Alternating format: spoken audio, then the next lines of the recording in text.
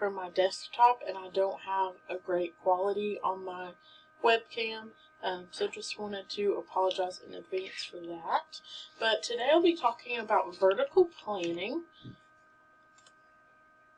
So what is vertical planning? Vertical planning is planning that takes place across grade levels in order to better align teaching and learning. So this is across multiple grade levels, and today we'll talk about several in specific. So I'm going to show you a short video.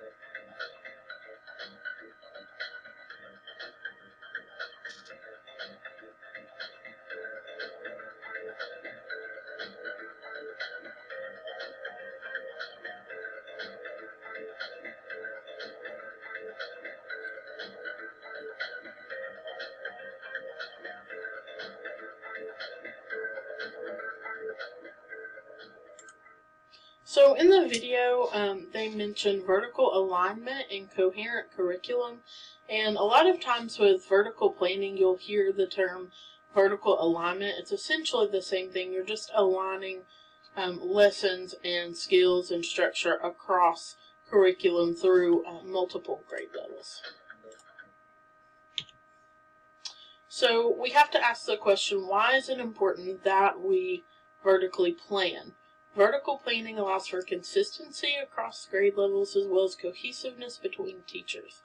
I know in our school, for example, we don't always get to plan with other teachers. I teach 5th grade, and I do talk to the 4th grade writing teacher a lot because I teach writing and ELA and reading only. And so I talk to her a lot about writing, but a lot of times it's very hard for us to plan together because we don't have common plan times.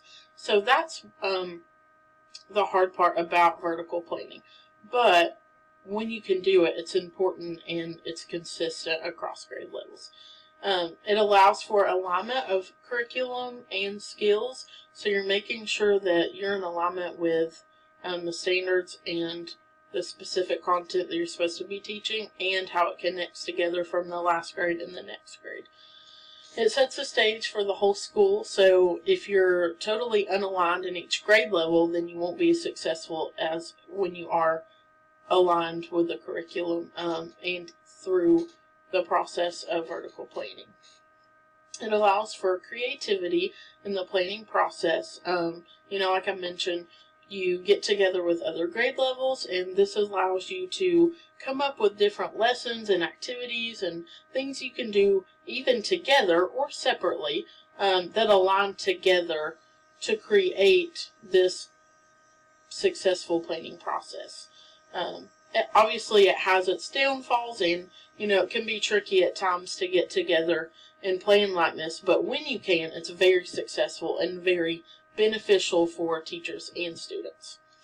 It utilizes each set of standards for grade levels. So recently, I'm the ELA lead for our school, and recently I had a meeting. I've had them monthly all year long, but I had a meeting with the other ELA leads in our county, and we discussed all of the ELA standards, we looked at them and we highlighted vocabulary words and terms that we saw within the standards. So we pulled all of those out and made a document that really shows the progression of vocabulary words from each grade. And so you could see a nice progression. And so with that comes vertical planning. You know, a lot of us are, some of us are 5th grade teachers, some of us are 3rd, some of us are, I think we go all the way down to 1st and 2nd grade. So it, in a way, was vertical planning because I worked with someone that was actually an EIP teacher. So they worked with 3rd through 5th. And so they worked with the same grade level I do, but also different. So we got some different ideas from that working together. And then it also helps to close academic gaps. So obviously if teachers are teaching totally different ways and they're not totally aligned with the standards, so when they get to the next grade, it can really cause this huge academic gap within students because there's no consistency. It's very inconsistent and incohesive with the way the curriculum and activities are aligned from that teacher. So the real question is, how can we start this process and how can we begin this process of vertical planning? And the biggest thing would be to start PLCs, professional learning communities.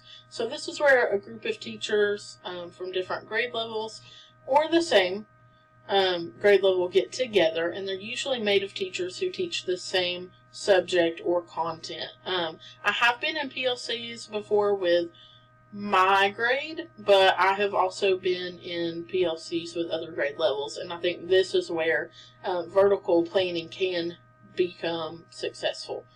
It also creates a sense of unity among staff members, going back to what I said about it creating a sense of unity for the whole school. You know, this is helpful because it really gives every teacher within that content a voice, and you can still work together. And it also helps build relationships among other teachers that you may not usually connect with. So the next question, or the last question, will be, where do we start with this? And that would be to make a plan.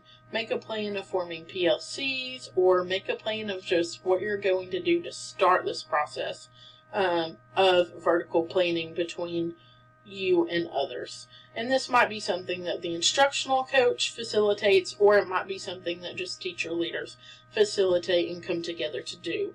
So you could create a template useful to our standards and skills, or discuss observations and take notes from other teachers.